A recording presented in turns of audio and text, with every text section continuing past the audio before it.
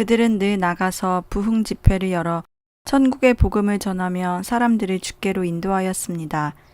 한때 영국과 미국의 선교사들도 와서 함께 지냈는데 그들은 헤어짐을 아쉬워하며 돌아가서 자기들도 예수 가정을 만들겠다고 말하였습니다. 산동에 있을 때 어떤 사람들은 일본군에게 가서 예수 가정에 무전기와 무기 같은 것이 있다고 고발해서 일본군들이 포위하고 수색할 때도 있었습니다. 그러나 형제 자매들은 다 자신의 맡은 바 일에만 충실하고 그들을 조금도 두려워하지 않았습니다.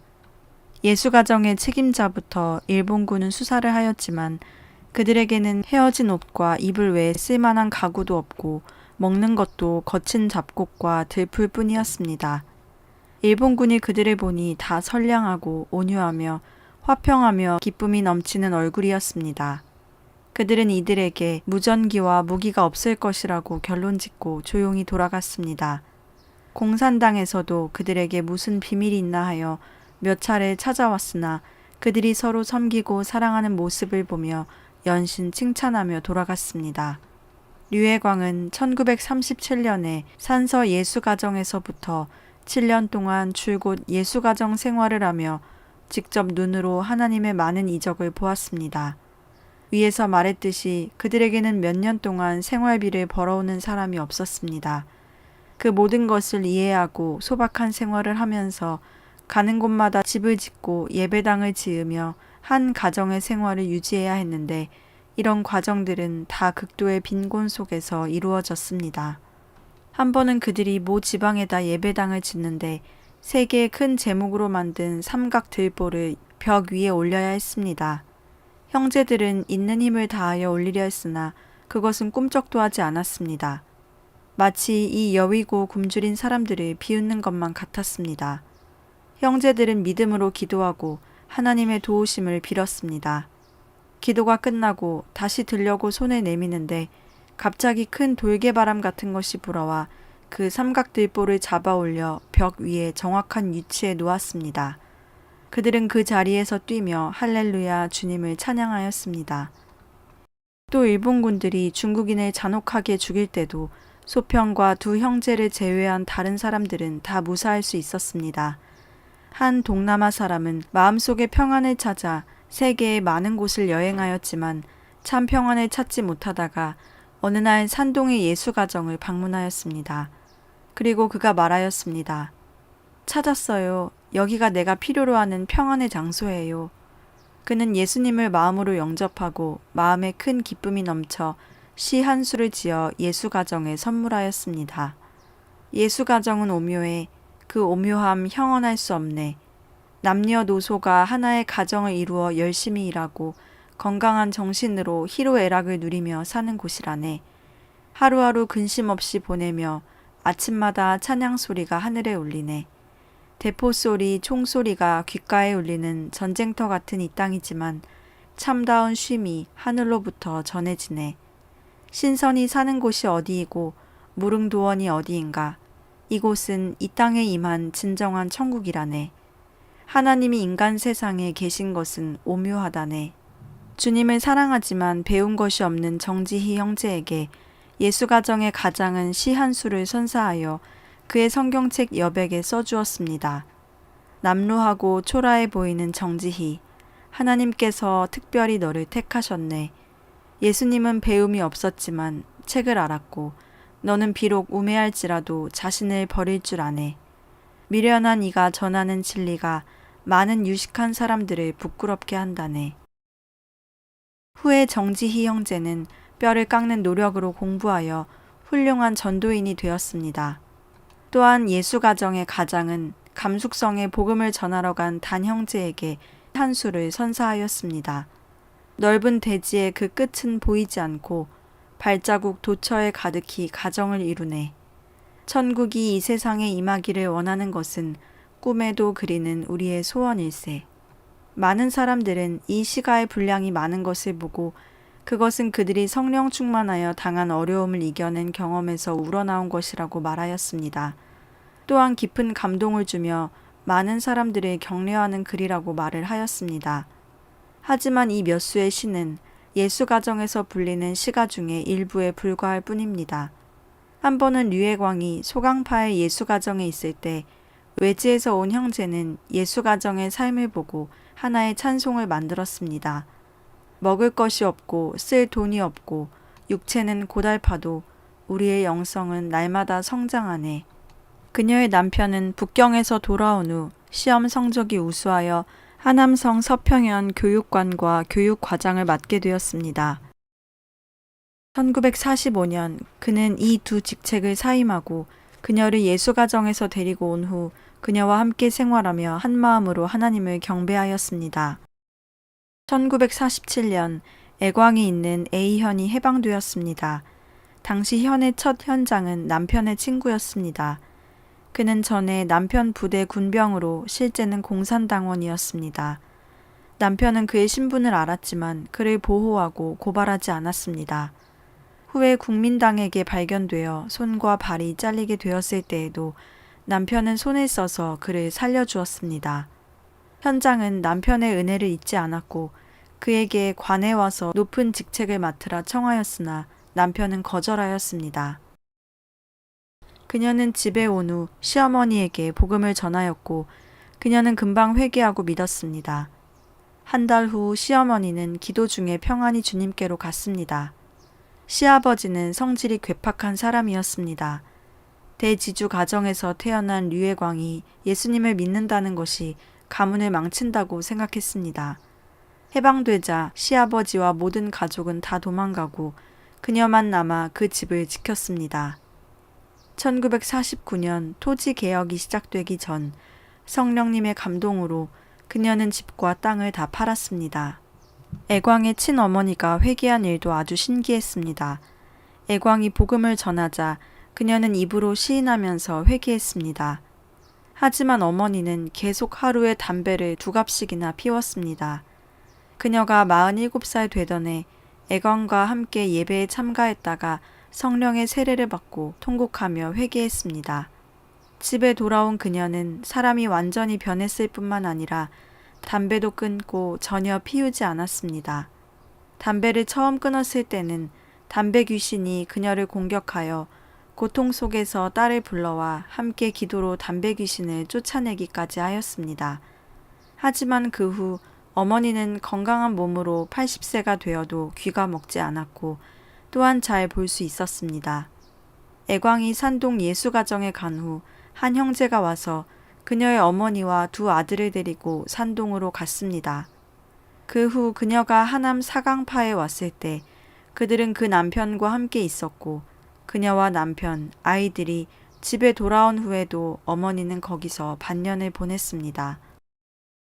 그녀의 남편은 전에 국민당 건설국 국장으로 있었으며 교육부장과 중앙군 제65사의 과장직에도 있었습니다. 장개석이 인원을 직접 뽑는 청년 군관 학습에 그녀의 남편이 2번이나 선발되어 참가했습니다. 20명을 뽑아 그들에게 각 당의 권한을 주며 장개석을 친히 만나 의견을 말할 수 있는 특권을 줄 때도 그녀의 남편은 뽑혔습니다.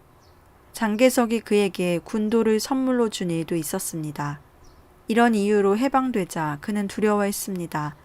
왜냐하면 국민당에서 일했던 것을 들킨 사람들은 당시 몇 명을 제외하고는 모두 처형되었기 때문입니다. 류회광은 주님의 인도하심대로 집과 토지를 일찍 팔았기 때문에 평안히 지낼 수 있었습니다. 후에 류가 한 성의 동관의 집을 사려 할 때 그녀의 남편은 그곳에 자기를 아는 학생이 많고 또 다른 이들도 자신을 알고 있으니 좀 더 조용한 산골로 가자고 하였습니다. 류는 남편을 북산 깊은 곳에 거처하게 했고 그는 거기서 나무를 하며 지냈습니다. 그러나 힘이 없어 마을로 내려올 수밖에 없었습니다. 하지만 주님께서 보호하심으로 그의 이름은 각처에서 감쪽같이 사라졌고 몇 번의 호구조사에서도 그의 이름은 거론되지 않았습니다. 그리고 평소 그의 성품이 매우 선량하고 온유하였기에 그를 고발하는 사람도 없었습니다. 시아버지가 도망했을 때 많은 사람들은 그가 빈농들을 학대하고 착취하였다고 고소하였지만 그녀의 남편을 거론하는 사람은 없었습니다. 류의 남편은 산에서 매달 11근 반의 옥수수와 고구마 잎을 먹으며 거지보다도 못한 옷을 입고 살았지만 마음만은 즐거웠습니다. 그는 기도할 때마다 성령 충만하여 춤을 추며 찬양했습니다. 사람들은 그가 미쳤다고 생각했으나 주님은 그의 건강을 지켜주셨고 매일 찬송하는 마음을 주셨습니다. 많은 사람들이 이 일을 이상히 여겨 한마디씩 했습니다. 전에 큰 벼슬 하던 사람이 지금은 거지가 되었는데도 저렇게 기뻐하다니. 그럴 때마다 그는 이렇게 대꾸했습니다. 지금이 나의 황금기요. 또 이 사람은 어디서 왔는지 모르지만 나무할 사람 같지는 않은데 이런 말이 오가면 그는 늘 이렇게 대답했습니다. 당신들은 모를 수밖에 없지. 나는 예루살렘 사람이니까. 하루는 공항국에서 그를 찾는다는 소식을 듣고 그는 몹시 두려워하였습니다. 그러나 주님께서 말씀하셨습니다. 두려워 말고 시편 27편을 보라. 여호와는 환난 날에 나를 그 초막 속에 비밀히 지키시고 그 장막 은밀한 곳에 나를 숨기시며 그는 성경에 다윗이 쓴 시를 보고 마음에 큰 위로를 얻었습니다. 믿지 않는 사람 하나가 그에게 말했습니다. 지금 감옥에 3,000명이나 되는 구사회 간부들이 잡혀 처분을 기다린다오. 그 중에 당신만큼 큰 벼슬을 한 사람도 없는데 당신은 여기서 안전하게 지내니 당신의 하나님이 정말 있기는 있나 봐요. 그때는 매일 많은 사람들이 처형되었습니다. 애광은 마음속으로 두려워 밤마다 주님께 기도를 드렸습니다. 주님, 저의 남편이 결국 어떻게 될는지요? 주님은 말씀하셨습니다. 나의 자녀는 내가 책임진다. 1952년 그녀의 남편은 아주 심하게 눈병을 앓았습니다. 그녀는 이것이 하나님께서 그를 보호하는 방법인 줄 알았습니다. 주님, 당신이 제 남편의 두 눈을 멀게 함으로 그를 보호하시나이까? 감사합니다. 그의 남편은 펄쩍 뛰며 소리쳤습니다. 주님, 나는 눈먼 자가 되기 싫습니다. 주님, 나의 믿음 없는 것을 용서하소서. 당신은 다른 방법으로도 그를 보호할 수 있으니 치료해 주소서. 그녀는 비로소 부끄럽게 생각하며 회개 기도를 드렸습니다. 그때 아이들은 어리고 남편은 병들어 가정생활은 어려웠지만 고난 속에서 매번 주님은 그들을 인도하셨습니다. 문화 대혁명 전 이들은 공항국에 끌려가 문초를 당하였습니다. 대대의 간부들은 남편에게 왜 예수님을 믿는지 물었습니다. 도덕성 있는 좋은 사람이 되기 위해서입니다. 그가 대답했습니다. 그때 애광이 직접 말하겠다고 끼어들자 민병들은 그녀를 때리려 하였습니다. 그때 한 공사 간부가 이를 제지하며 물었습니다. 하나님이 있는가? 예. 하나님이 어디에 있는가? 마음속에 있습니다. 정식 세례를 받았는가? 아니면 약식 세례를 받았는가? 침례를 받았습니다. 하나님은 보았는가? 예, 보았습니다. 이 일문일답에 그는 화가 나 마당으로 그녀를 끌고 가 반성하게 하였습니다. 얼마 후에 공안국 공사 대대 간부들도 다 몰려왔습니다. 정말 하나님을 보았어? 예, 보았습니다. 그러면 좀 말해봐. 류는 말하기 시작했습니다. 내가 26살 되던 봄날 기도할 때 성령이 충만하여 방언으로 하나님을 찬양했습니다. 그러자 갑자기 내 영혼이 공중에 둥둥 뜨면서 예수님을 보게 되었는데 그는 발목까지 오는 흰 두루마기를 입고 머리에 화려한 면류관을 쓰시고 웃으며 나를 보고 있었습니다. 그는 비록 나에게 아무 말도 하지 않았으나 나는 주님이 만족해하는 것을 알 수 있었습니다. 나는 또 음악 소리 속에서 전에 죽은 나의 학교 친구를 보았는데 그녀는 거기서 기뻐하며 찬송을 부르고 있었습니다. 나도 기뻐서 찬송하고 방언하니 영혼이 다시 내 몸으로 돌아왔습니다. 나는 그때 천국 길은 좁고 가는 사람이 많지 않으나 지옥 길은 넓고 가는 사람들이 많은 것을 보았습니다. 내가 울다가 10분 동안 기뻐했고 10분 동안 비통해했습니다. 그때 나는 주님께 내 몸과 마음을 바치고 사람들에게 복음을 전하리라 결심했습니다. 그건 다 환상이고 거짓말이야. 그들은 이 말을 하고 그녀를 집으로 데려가 성경책을 찾았습니다.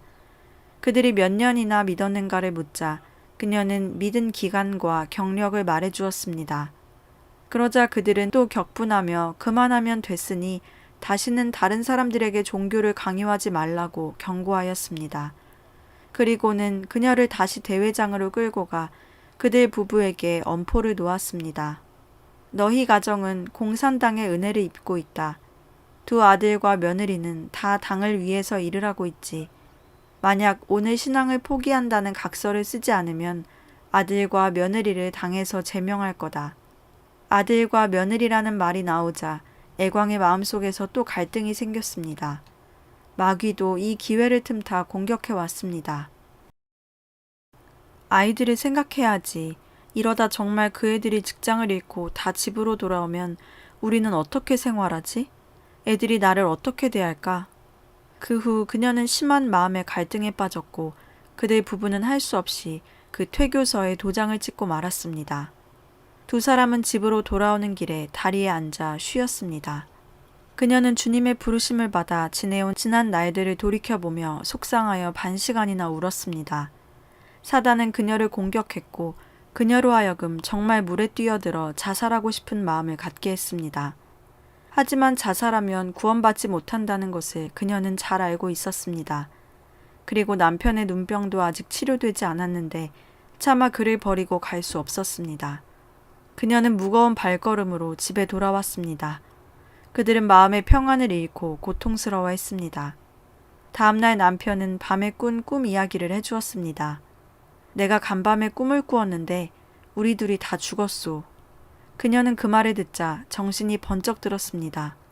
하긴 교회에서 나오고 주님을 부인하면 죽은 것과 같지. 그리고 그녀는 날도 밝기 전에 오리길을 걸어서 공사로 다시 갔습니다. 그녀는 그 공화국 사람을 찾았습니다. 나는 내 퇴교서를 찾으러 왔으니 나라의 법대로 처리하되 그 퇴교서를 돌려주시오. 그 사람이 돌려주지 않자 그녀는 말했습니다. 나는 지금 그 퇴교서가 무효가 되었음을 공포합니다. 그녀가 집에 돌아오고 그들 부부의 마음에 다시 평안이 찾아들었습니다. 그녀의 나이는 57세였습니다. 한 주가 지난 후 이전에 없었던 문화 대혁명이 시작되어 대홍수같이 중국 대지를 휩쓸었습니다. 하루는 그녀가 생산대에서 콩수확을 하는데 주님께서 그녀에게 말씀하셨습니다. 내가 나를 위해 종이 모자를 쓰고 투쟁해야 한다. 그러나 그 종이 모자는 장차 영광의 면류관이 될 것이다. 류는 집에 와서 이 일을 남편에게 말하였습니다. 남편은 이 말을 듣고 울면서 말했습니다. 이번 투쟁에는 당신만 보내지 못하겠소. 나도 함께 가겠소. 그리하여 두 사람은 간절히 주님께 힘과 믿음을 주시기를 간구했습니다. 이틀 후 한 무리의 홍위병들이 우 귀신을 타도하자 미신 우두머리를 소멸하자는 구호를 내걸고 류의 집으로 들이닥쳤습니다. 그들은 류의 집을 발칵 뒤집었습니다. 그리고 그 두 사람에게 반혁명 종교 미신 우두머리라는 글을 쓴 뾰족한 모자를 씌우고 거리로 끌고 나갔습니다.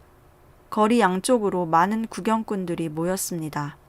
그들은 처음에는 부끄러워서 얼굴을 들지 못했으나 주님의 말씀이 힘이 되었습니다. 우리는 세계 곧 천사와 사람의 구경거리가 되었노라. 그러므로 그들 부부의 마음속에는 희락과 평안이 충만했고 속으로 계속 기도했습니다. 주님, 우리가 이 연극을 잘 마쳐서 주님의 이름에 영광을 돌리겠나이다. 지금 그들은 모자를 쓰고 가두행진을 하는 것이 아니라 면류관을 쓰고 주님과 혼인잔치에 참석하는 것 같았습니다. 밤에 풀려나 집에 돌아오자 그녀의 어머니가 물었습니다. 저녁 먹겠니? 먹어야지요. 먹어야 내일 또 나가서 거리를 돌지요. 그녀의 어머니는 이해하기 어렵다는 눈길로 그들 부부를 보면서 부엌에 나가 밥을 지었습니다. 그들은 매일 끌려나가 탄압을 받았는데 그들 부부 앞에 큰 글씨가 쓰인 팩까지 달아주었습니다. 그리고 뒤에서는 징과 북소리와 함께 타도하자는 구호가 여기저기에서 터져나왔습니다. 그러나 그들 부부는 이것을 무한한 영광으로 생각했습니다. 이날도 두 사람은 거리를 돌고 공사문 어귀에 끌려가 나무 걸상 위에 서게 되었습니다. 젊은 청년이 그들에게 물었습니다. 계속 예수를 믿겠는가? 끝까지 믿겠다. 천당은 어떤가? 천당은 비교할 수 없는 영광이요 훈장이다. 그러면 천당에나 가라. 그는 걸상을 걷어찼습니다. 위에 있던 그들은 그만 땅 위로 굴러떨어졌습니다. 후에 그들은 남편에게 병이 있는 것을 알아차리고 그녀만 가두행진을 하게 하였습니다. 매일 오전 그녀는 문 곁에 서서 기다리다 사람들이 북을 치며 오면 웃으며 모자를 받아쓰고 앞으로 걸어나갔습니다. 그때마다 남편은 아내를 위하여 기도하고 그녀가 돌아올 때까지 밖에서 기다렸습니다. 그녀는 모든 인근 마을과 거리를 다 다녀봤으며 홍위병들은 가두행진이 그녀의 신앙에 오히려 도움이 되는 것을 알고는 화가 났습니다. 그래서 그녀를 공사 문 앞에 있는 나무에 매달았습니다. 뼈 마디에서는 뚝뚝 소리가 났으며 그녀는 너무 아파 마침내 정신을 잃고 말았습니다. 그들은 그녀를 나무에 묶어두고 그녀가 깨어나자 그 자리에 꿇어 앉도록 하였습니다. 그녀는 묵묵히 주님께 기도했습니다. 주여, 오늘에야 나는 당신이 받는 고통이 얼마나 심한 것인지를 깊이 깨닫습니다. 또 하루는 그녀를 비판대 위로 끌고 올라가서 사람들에게 자백하라고 하였습니다. 그러자 그녀는 웃으며 자신있게 말했습니다. 나는 예수님을 끝까지 믿기로 결심했기에 이런 비판과 고통을 당하여도 상관없습니다. 홍위병들은 이 말을 듣자 또 몰려들어 한 차례 정신없이 때렸습니다. 그리고 더 높이 매달았는데 이번에는 목에다 큰 돌과 걸상을 매달았습니다. 그 해는 날씨가 무척이나 더웠습니다. 이런 형벌을 받으며 고통 속에서 참고 인내해야 했습니다. 대대에서는 늘 사람을 파견하여 그녀의 행동을 감시했고 사람들은 그녀의 집에 오기를 모두 두려워했습니다. 몇 년 후 교회에 대한 핍박이 심해지자 각처의 교회는 또다시 모이기 시작했고 그녀도 새 힘을 얻어 주님을 위해 힘써 일했습니다. 1983년 하남교회는 큰 핍박을 당하였습니다. 많은 동역자들이 감옥에 잡혀갔고 그녀가 복음 전하던 당하현 일대도 분위기가 심상치 않아 그녀는 집에 돌아갈 수 없었습니다. 그때 그녀는 이전에 산동 예수가정에서 함께 지낸 적이 있던 자매를 생각해냈습니다. 그 자매와 남편은 산동 예수가정에서 결혼했는데 지금은 협서성 단풍현에 살고 있었습니다. 그래서 그녀는 단풍현으로 향했습니다. 30년 동안이나 헤어졌던 두 사람이 다시 만나니 그들은 기뻐 어쩔 줄을 몰랐습니다. 그들 부부의 근황을 물어보았습니다. 20년이나 기도를 못했다. 애광은 이런 이야기를 듣고는 가슴이 아파 그들을 위하여 금식 기도를 하였고 그들의 부부는 다시 성령 충만해졌습니다. 그녀가 단풍현에 있던 시간은 주님께서 그녀에게 마련해 준 제일 좋은 시간이었습니다. 그녀는 자기의 지나온 길을 돌아보며 세상의 모든 것이 다 헛되며 구주만이 자신의 모든 것이 되신다는 사실을 알았습니다. 그리하여 그녀는 시 2편을 썼습니다. 보배, 나의 보배는 예수, 그분을 빼고는 다른 것 없네. 세상 모든 것이 다 헛되며 주를 사랑하는 것만이 참 복이네. 자비로운 아버지, 시냇물은 흐르고 까마귀는 떡과 고기를 가져오네. 성령은 매일 나를 깨우치고 주의 사랑은 평안으로 나를 채우네. 하나님, 우리를 자녀로 부르시고 근심 걱정을 해결해 주시네. 나의 모든 것을 책임지시고 넘치는 은혜로 채워주시네. 이때 그녀는 계속 기도하며 주님과 아주 친밀하게 지냈습니다. 그녀는 다른 2편의 시로 이때의 정경을 묘사했습니다. 새벽기도 1. 빛나는 별 나의 창을 비추며 깨어 일어나 왕을 보라 하네. 생명의 생수 나의 맘을 적시고 주님은 나의 심령을 기쁘게 하네. 새벽기도 2. 새벽기도는 정말 좋다네. 예수는 나의 보배이기에 날 대신하여 십자가에 달렸으니 내가 늘 기도하네. 1984년 75세 된 그녀는 자신이 나이가 많아 일을 끝내고 하늘집에 올라가 편히 쉬어야겠다고 생각했습니다. 그리하여 그녀는 주님께서 빨리 데려가시길 기도했습니다. 그날 밤 주님은 그녀에게 말씀하셨습니다. 네가 날 위하여 80세까지 증거하리라. 그리하여 그녀는 자기의 길이 아직 끝나지 않은 것을 알았습니다. 문화혁명 시기 그녀의 남편은 늘 인민공사에 나가 고역을 해야 했습니다. 그는 흙나르는 일을 했는데 나이 많고 눈병이 있었지만 그들은 그를 가만히 놔두지 않았습니다. 공사 현장은 집에서 20분이 떨어진 곳인데 그녀는 매일 남편의 손을 잡고 그곳까지 데려다주고 저녁에 또 손을 잡고 집까지 데려왔습니다. 그날도 두 사람이 공사 현장에서 집으로 돌아오는 중에 마침 폭우를 만났습니다. 어디 피할 데도 없어 그들은 비를 흠뻑 맞았습니다. 추위와 굶주림 속에 그들이 지금까지 받아온 고난을 생각하니 서러움이 몰려와 그들은 통곡했습니다. 주님, 이 넓은 천지에 우리의 설 곳이 없습니까? 이때 주님께서 말씀하셨습니다. 이 모든 일이 다 내게서 났으니 너희는 잠잠하라. 그제야 그들은 주님이 세상에서 받은 고난을 생각하고 심령의 평안함을 얻어 비 속에서도 할렐루야 찬송하였습니다. 1976년 그녀의 남편은 반신불수로 침상에 누워 5년 동안 일어나지 못하였습니다. 그녀는 5년 동안 남편을 사랑으로 섬기며 남편 옆을 떠나지 않고 극진히 보살펴 주었습니다. 대소변을 받아내고 때맞춰 음식을 챙겨주는 등 그를 각별히 보살폈습니다. 남편은 그 사랑에 감동되어 그녀를 이름 대신에 어머니라 불렀습니다. 5년의 병상 생활 동안 그녀의 입에서는 찬송이 멈추지 않았습니다. 1981년 정월 6일 그가 아내를 또 어머니라고 부르자 그녀는 말했습니다. 우리는 부부이고 당신께 수종드는 것은 내가 마땅히 해야 할 일이니 이후로 다시는 어머니라 부르지 말아요.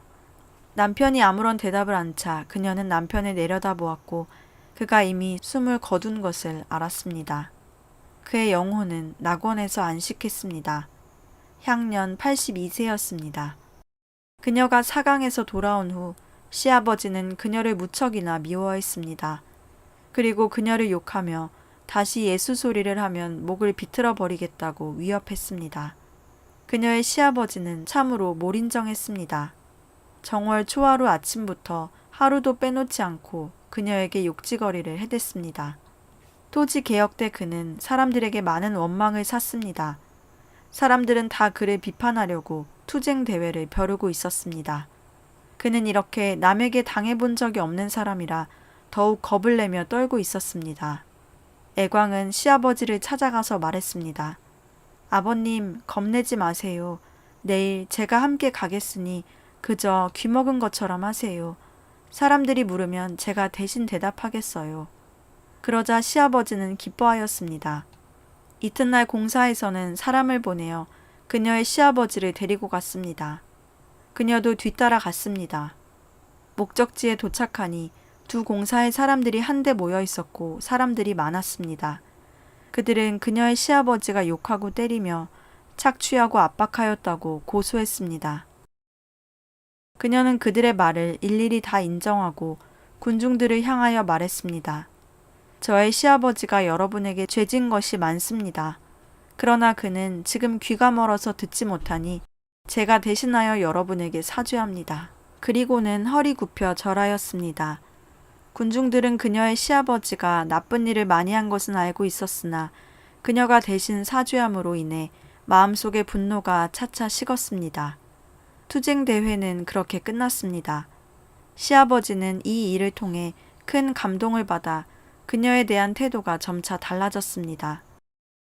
그녀는 그 기회에 복음을 전했는데 그가 받아들여 즉시 자신의 담뱃대를 손자에게 주어 사탕과 바꿔 먹게 했습니다. 그는 1966년 3월 세례를 받고 세상을 떠났습니다. 그녀는 시아버지가 믿기는 했으나 죄를 회개하는 것을 보지 못했기에 죽은 후 구원받았는지 의심이 갔습니다. 그때 성령께서는 그녀에게 말씀하셨습니다. 그의 영혼은 낙원에 가 있다. 저는 그가 회개하는 걸 보지 못했는데요.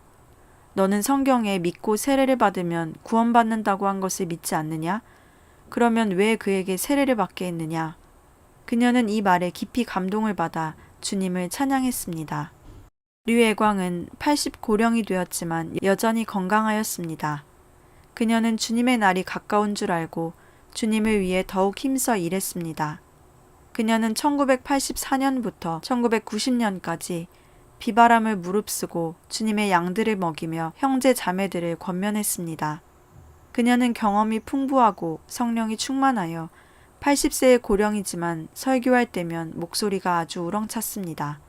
형제 자매들은 다 그녀를 좋아했고 친어머니처럼 사랑했습니다.